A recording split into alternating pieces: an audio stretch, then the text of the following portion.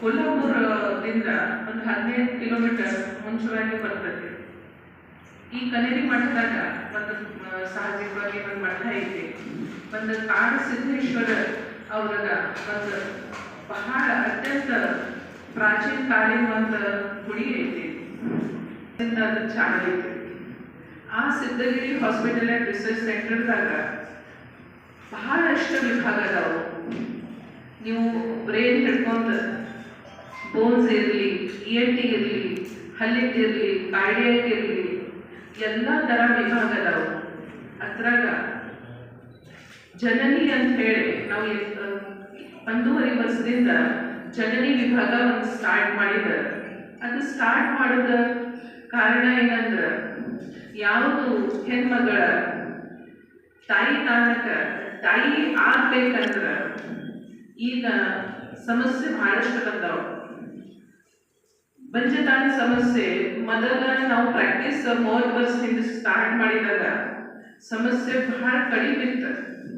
ಈಗ ನೋಡಿದ್ರೆ ನೀವು ನಾ ಎಲ್ಲಿ ಹೋಗ್ತಾನ 3 ಮಂದಿಗೆ ಭೇಟಿ ಆಗ್ತಂದ್ರೆ ಅದ್ರಾಗ 2 ಮಂದಿ ನಮ್ಮ ಯಾರ್ಯಾರ ಪೌಡರ್ ಅದಾರೋ ಅವ್ರಿಗಿಂತ ಪ್ರಾಬ್ಲಮ್ ಐತ್ರಿ ಅಂತ ಹೇಳ್ತಾರೆ.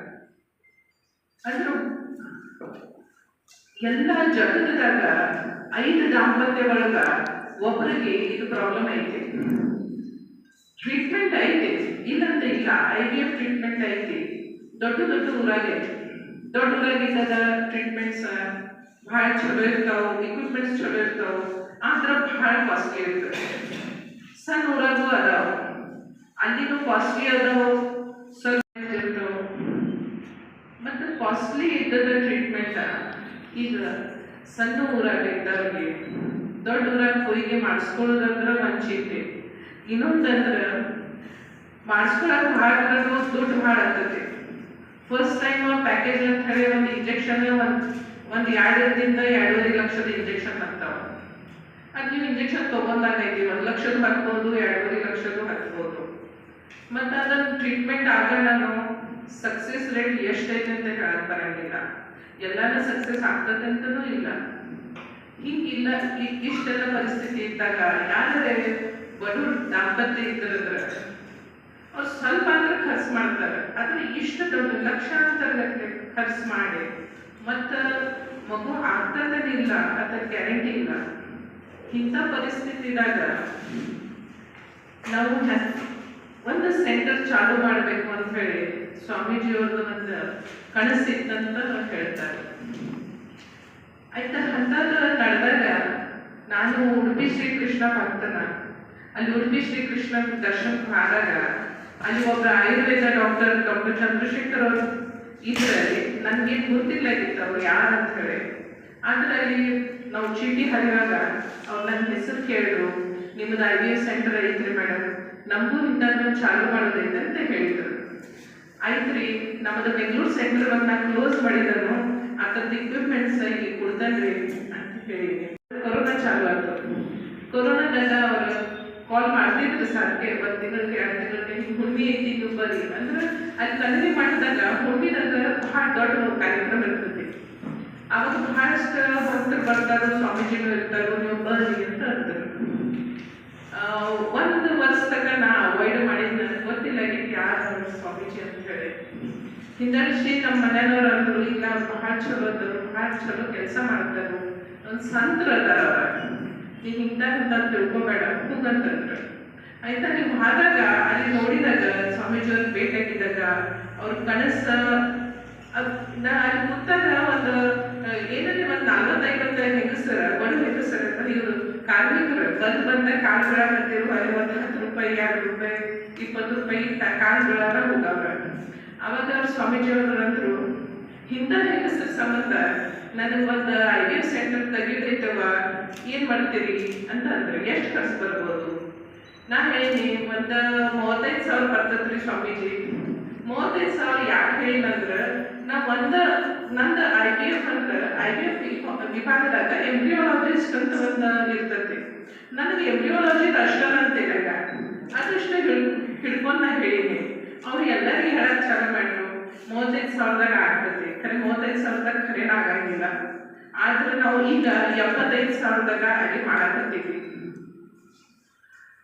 ಹಂಗೆ ಅವ್ರದ್ದು ಒಂದು ಕನಸಾದ ನೋಡೋಣ, ನನಗೂ ಒಂದು ಸ್ವಲ್ಪ ಇನ್ನಿಷ್ಟು ನಾನು ಇದಕ್ಕೆ ಅಟ್ಯಾಚ್ ಆಗ್ಬೇಕಂತ ಒಂದು ಮನಸ್ಸಿನಾಗ ಬಂತು. ಹಾಗಾಗಿ ಸ್ವಾಮೀಜಿ ದೊಡ್ಡ ಮನಸ್ಸು ಮಾಡಿ ನನಗಲ್ಲಿ ಪ್ರಮುಖ ಮಾಡಿ ಡೈರೆಕ್ಟರ್ ಮಾಡಿ ಬಂದು ಅವಕಾಶ ಮಾಡಿಕೊಟ್ರು.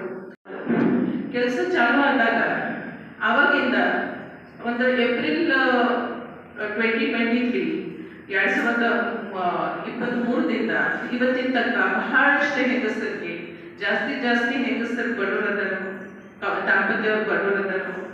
ಅವ್ರ ಬ್ಯಾಕ್ಗ್ರೌಂಡ್ ನೋಡಿದ್ರೆ ಅವ್ರಿಗೇನು ಕೊಡಕ್ಕೆ ಸಾಧ್ಯ ಇಲ್ಲ ಅಂತ ಬ್ಯಾಕ್ಗ್ರೌಂಡ್ ಅವ್ರು ಅದಾರ. ಆದರೂ ಈ ಬಾಂಬೆದಿಂದು ಪೇಷಂಟ್ಸ್ ಬರ್ತಾರೆ, ದುಬೈದಿಂದು ಬರ್ತಾರೆ. ಯಾಕಂದ್ರೆ ನಾವು ಹೋಲಿಸ್ಟಿಕ್ ಅಪ್ರೋಚ್ ಈ ಅಲ್ಲಿ ಚಾಲು ಮಾಡಿದ್ದೀವಿ. ಹೋಲಿಸ್ಟಿಕ್ ಅಪ್ರೋಚ್ ಅಂದ್ರೆ ಏನ, IVF ಅಂದ್ರೆ ಬಹಳಷ್ಟು ಇಂಜೆಕ್ಷನ್ಸ್ ಕೊಡಬೇಕು. ಅವು ಇಂಜೆಕ್ಷನ್ಸ್ ಎಲ್ಲ ಹಾರ್ಮೋನಲ್ ಇಂಜೆಕ್ಷನ್ಸ್ ಇರ್ತಾವ, ಟಾಕ್ಸಿಸಿಟಿ ಬಹಳ ಜಾಸ್ತಿ ಇರ್ತದೆ. ಆ ಟಾಕ್ಸಿಸಿಟಿ ನೋಡಿದ್ರೆ ಆಕೆ ಪ್ರೆಗ್ನೆಂಟ್ ಆಗಂದ್ರೆ ಪ್ರೆಗ್ನೆಂಟ್ ಆಗಾನ ಮಗು ಹಳ್ಯಾನ ಆಕೆ ಬಹಳಷ್ಟು ಸಮಸ್ಯೆ ಬರುವುದು ಕಾರಣ ಆಗ್ಬೋದು ಮುಂದಿನ ಲೈಫ್ದಾಗ. ಅದಕ್ಕೆ ಟಾಕ್ಸಿಸಿಟಿ ಹಂಗೆ ಕಡಿಮೆ ಮಾಡುದ, ಬರೀ ಮಗು ಬೇಕಂತ ಹೇಳಿ ಆಕಿಗ ಆರೋಗ್ಯ ಹಾಳು ಮಾಡಕ್ ಬರ್ತದೇನ, ಬರಬಾರದು ಅಂತ ಹೇಳಿ ನಾವು ಈಗ IVF ವಿತ್ ಡಿಫ್ರೆಂಟ್ ಆಂಗಲ್ ಅಂದ್ರೆ ಹಾಲಿಸ್ಟಿಕ್, ಆಯುರ್ವೇದ ಆಗಲಿ, ಹೋಮಿಯೋಪ್ಯಾಥಿ ಆಗಲಿ, ಮತ್ತು ನ್ಯೂಟ್ರಿಷನಲ್ ಕರೆಕ್ಷನ್ ಆಗಲಿ, ಇದೆಲ್ಲ ಹಿಡ್ಕೊಂಡು ನಾವು ಈಗ IVF ಅಲ್ಲಿ ಸ್ಟಾರ್ಟ್ ಮಾಡಿದ್ದೀವಿ. ಅದ್ರಾಗ ನಮಗೆ 2 ಲಾಭ ಬರಾಕತ್ತಾವ. ಒಂದು ಖರ್ಚು ಕಡಿಮೆ ಬರ್ತೈತಿ, ಇನ್ನೊಂದು ಎಲ್ಲಕ್ಕಿಂತ ಹೆಚ್ಚಂದ್ರೆ ಅವ್ರದ ಹೆಲ್ತ್ ಚಲೋ ಉಳಿತೈತಿ ಮತ್ತು ಮಗುನು ಚಲೋ ಹುಡ್ತೈತಿ. ಹಿಂಗಾಗಿ ಅಲ್ಲಿ ಇದನ್ನ ನಾವು ಏನು ಹೊಸ ಚಾಲು ಮಾಡಿದ್ದೀವಿ ಬಹಳ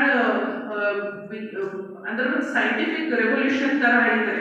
ಇನ್ನ ಅದನ್ನ ನೋಟಿಸ್ ಆಗ್ಬೇಕು ವರ್ಲ್ಡ್ ವೈಡ್. ಅದ್ರಾಗ UK ಒಬ್ಬರು ಇಬ್ರು ಡಾಕ್ಟರ್ ಆಕ್ಚುಲಿ ಅವ್ರ ಅದನ್ನ ಎಕ್ಸೆಪ್ಟ್ ಮಾಡ್ಯಾರ, ಅವ್ರು ಅಪ್ರಿಷಿಯೇಟ್ ಮಾಡ್ಯಾರ. ನೀವು ಜನನಿ UK ಸ್ಟಾರ್ಟ್ ಮಾಡ್ರಿ, ಜನನಿ ದುಬೈ ಸ್ಟಾರ್ಟ್ ಮಾಡ್ರಿ ಅಂತ ಹೇಳಿ ನಮಗ ಬಹಳಷ್ಟು ಪ್ರೋತ್ಸಾಹ ಕೊಡತ್ತಾರ. ಅವ್ರ 75,000ದಾಗ ಮಾಡ್ತೀವಿ, 1 ಲಕ್ಷದಾಗ ಮಾಡ್ತೀವಿ ಅಂದ್ರೆ ಅದ್ರಾಗ ಏನೇನು ಬರ್ತದೆ ಅಂತ ಹೇಳಿ ತಿಳ್ಕೊಬೇಕು. ಬಹಳಷ್ಟು ಜಾಗಕ್ಕೆ ಇಂಜೆಕ್ಷನ್ ಸೆಪ್ರೇಟ್ ಇರ್ತಾವೆ. ಅವು ಇಂಜೆಕ್ಷನ್ ಅವ್ರಿಗೆ ಒಂದು ಲಕ್ಷದ ಹತ್ತಲಿ ಇಲ್ಲಾಂದ್ರೆ 1.5 ಲಕ್ಷದ ಹತ್ತಲಿ ಅದನ್ನು ಅದ್ರಾಗ ಇನ್ಕ್ಲೂಡ್ ಮಾಡ್ತೀವಿ. ಇಂಜೆಕ್ಷನ್ ಸರ್ಜರಿ ಆಯ್ತು ಮತ್ತು ಅವ್ರದ್ದು MBUs ಮಾಡೋದಾಯ್ತು. ಮತ್ತು MBUsದಾಗ ನಾವು ಬ್ಲಾಸ್ಟೋಸಿಸ್ಟ್ ಕಲ್ಚರ್ ಮಾಡ್ತೀವಿ, ಅಂದ್ರೆ Day 5 Day 6 MBUs ಮಾಡ್ತೀವಿ. ಅದ್ರಾಗೂ ಡಿಫ್ರೆನ್ಸಸ್ ಇರ್ತಾವೆ, ಅದಕ್ಕೆ ಗೊತ್ತಾಗಂಗಿಲ್ಲ ಸಾಮಾನ್ಯ ಜನರಿಗೆ. ಒಂದನ್ನು 2 ದಿವಸದ MBU ಟ್ರಾನ್ಸ್ಫರ್ ಮಾಡ್ತಾರೆ, ಒಂದು 3 ದಿವಸನೂ ಮಾಡ್ಬೋದು. 5ರಿಂದ 6 ದಿವಸ ತನಕ ಕಲ್ಚರ್ ಮಾಡೋದಂದ್ರೆ ಅದು grade of quality of the lab should be very good first of all. ಮತ್ತು ಸೆಕೆಂಡ್ಲಿ ಅದನ್ನು ಅಂಥ ಕ್ವಾಲಿಟಿ MBUs ಎಗ್ಸ್ ಮತ್ತು ಸ್ಪರ್ಮ್ಸ್ ಇರಬೇಕು, ಎಕ್ಸ್ಪರ್ಟೀಸ್ ಇರಬೇಕು. ಮತ್ತು ಮೀಡಿಯಾನು ಅದಕ್ಕೆ ಜಾಸ್ತಿ ಆಗ್ತೈತಿ. ಬೇರೆ ಮೀಡಿಯಾ ಆಗ್ತಾವೆ.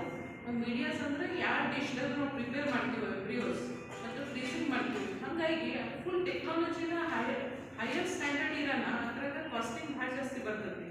ಬಟ್ ಇದು ಜನನಿ ಲ್ಯಾಬ್ದಾಗ ಅದು ಬ್ಲಾಸ್ಟೋಸಿಸ್ಟ್ ಕಲ್ಚರ್ ಪ್ರೊವಿಷನ್ ಐತಿ. ನಾವು 95% ಆಫ್ ದ ಕೇಸಸ್ ಬ್ಲಾಸ್ಟೋಸಿಸ್ಟ್ ಕಲ್ಚರ ಮಾಡ್ತೀವಿ. ಅದಕ್ಕೆ ಸಕ್ಸಸ್ ರೇಟ್ ಜಾಸ್ತಿ ಬರ್ತೈತಿ ಲಾಸ್ಟಿಗೆ. ಬಟ್ ಅದ್ರ ಸಂಬಂಧ ನಾವು ಬ್ಲಾಸ್ಟೋಸಿಸ್ಟ್ ಕಲ್ಚರ್ ಮಾಡ್ತೀವಿ ಅಂತ ಹೇಳಿ ಬೇರೆ ಚಾರ್ಜ್ ಮಾಡೋಂಗಿಲ್ಲ. ಮತ್ತು ಯಾವ್ದಾರು OPದಾಗ ಪೇಷಂಟ್ ಐತಿ, ಯಾವ್ದಾರು ಮೆಡಿಸಿನ್ ತೊಗೊಂಬರಿ, ಕ್ಯಾಥೆಟರ್ ತೊಗೊಂಬರಿ, ಇಂಥದ್ದು ಏನೂ ಹೇಳಂಗಿಲ್ಲ. ಪ್ಯಾಕೇಜ್ ಅಂದ್ರೆ ಪ್ಯಾಕೇಜ್ ಕಂಪ್ಲೀಟ್ ಅದನ್ನು MBU ಒಳಗೆ ಬಿಡುತ್ತಕ್ಕ, including freezing of 2 MBUs is also free in that. 7 ತಾರೀಕ ಶಕುಂತಲ 6 ತಾರೀಕದ ಮೊದಲು ಮುಧೋಳದಾಗ 6 ತಾರೀಕ ರವಿವಾರ ಮುದುಕೋಡಿ ಹಾಸ್ಪಿಟಲ್ ಅದ 6 ತಾರೀಕ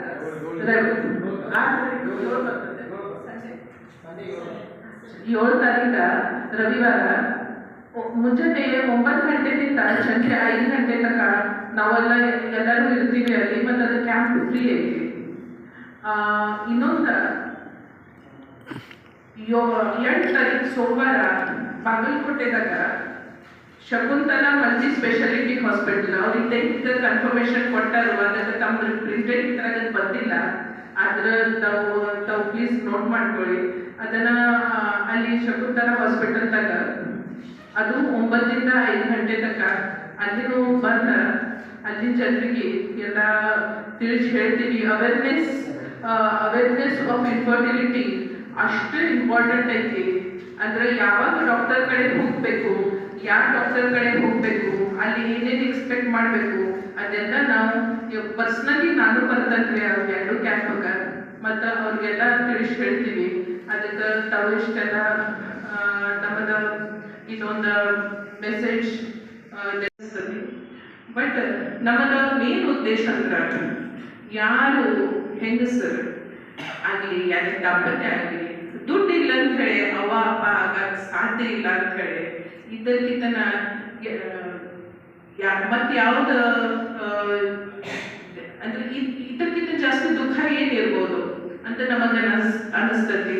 ಆ ಉದ್ದೇಶದಿಂದ ನಾವು ಈಗ ಪಾಡ್ಯ ಅವ್ರು ಹೇಳಿದಂಗ ಹಳಿ ಹೋಗಿ ಸಣ್ಣ ಊರಾಗ ಹೋಗ್ತೀವಿ, ಎಲ್ಲಿ ಕರೀತಾರೆ ಅಲ್ಲಿ ಹೋಗ್ತೀವಿ, ನಮ್ದು ಎಲ್ಲ ಅವ್ರಿಗೆ ತಿಳಿಸಿ ಹೇಳ್ತೀವಿ.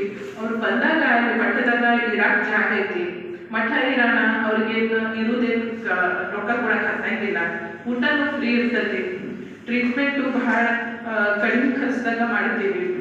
ಮತ್ತು ಎಲ್ಲ ಅವ್ರಿಗೆಲ್ಲ ನಮ್ಮ ಫ್ಯಾಮಿಲಿ ಇದ್ದಂಗ ಅಲ್ಲಿ ನೋಡ್ಬೋದಾರೆ.